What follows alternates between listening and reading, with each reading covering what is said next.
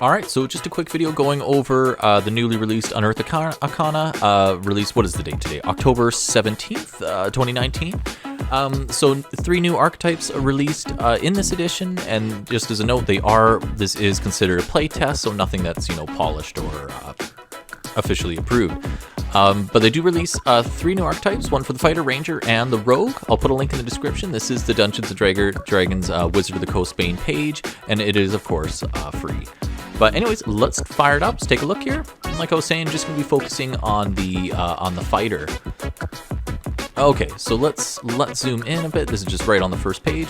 We're going to be looking at the Rune Knight. Now, as a fighter, when you hit 3rd level, you get to pick your new martial archetype. And there's, I think, what do they give you? 2 or 3 in the base, and then Xanathar's Guide has another few. I think they throw at you. So, anyways, now we're looking at the Rune Knight.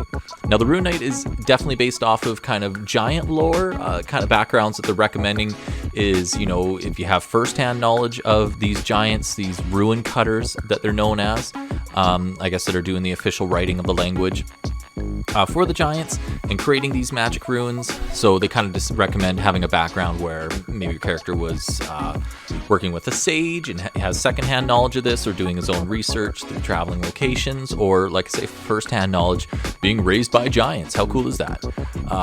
So right away, being at 3rd level, you get bonus to proficiencies. That includes smith's tools, as well as learning how to speak, read, and write fully in giant.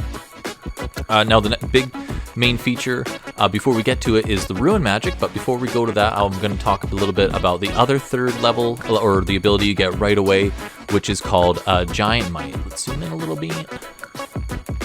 Yeah, now, so Giant Might, you get to use this as a bonus action, as it says twice per day, basically before you have a long rest there.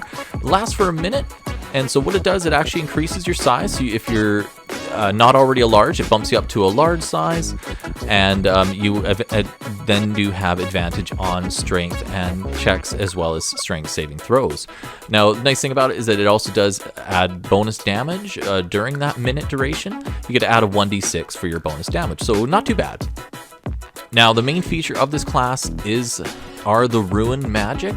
Now, this is kind of an interesting addition for a fighter, because now you're looking at spell save DCs. So now all of a sudden, intelligence is an interesting ability or stat to have for this class, as it's going to help out with your spell save DCs, anything that gets cast at a creature.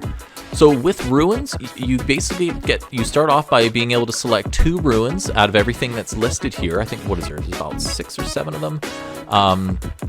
Now, runes you enchant onto items, strictly weapons, armor, and shields, as it says.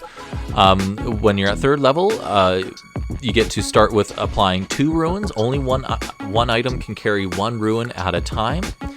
Let's take it. Your runes remain on the object until you have finished a long rest. So basically, you're casting them first thing in the morning, getting 2 different items that you get to start with, 2 different runes. And then each rune basically has a passive ability, and as well as an activated ability, or invoking the rune as it's described. So let's take a look at some of the runes that you get to start with. So just to reiterate, so starting at 3rd level, you get to enchant 2 different items, and you get to know 2 different runes being that. So let's take a look at the runes. The first one is the Hill Rune. I'm not even going to try and pronounce this. Here's a little note on the spell save DC. It's basically 8 plus your proficiency and your intelligence modifier.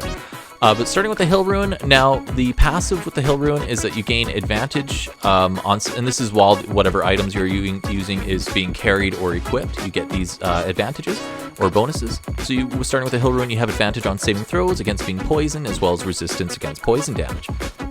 So that is just the passive side of the rune. Now, when you actually invoke the ability or invoke the rune, as a bonus action for the Hill Rune, you gain resistance to bludgeoning, piercing, and slashing damage for a minute. So not too shabby at all.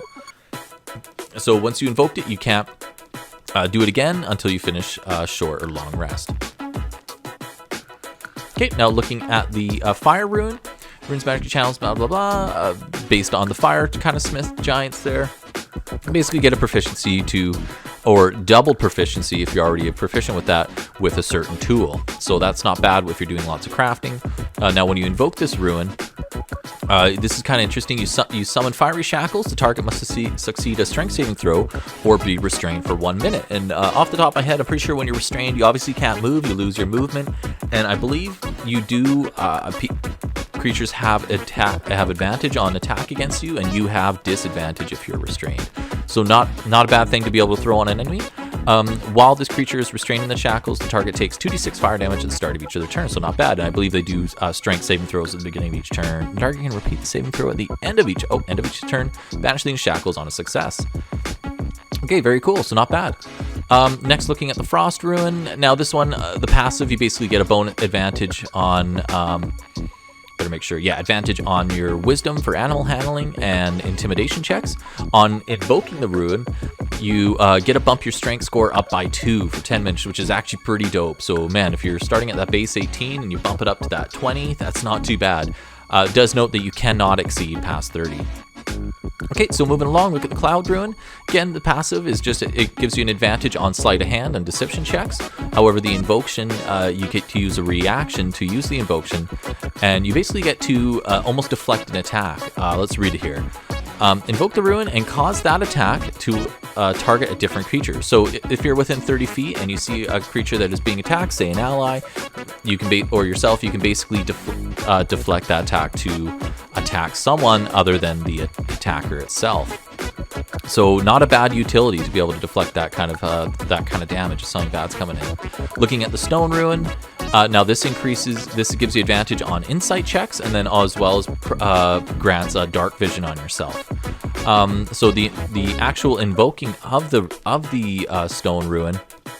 Let's see, I can't remember here. Reaction to the invoke the Stone Rune and force the creature to make a wisdom saving. Okay, so now we're actually starting to make creatures do saving throws here. So this is where we're actually applying our spell DC.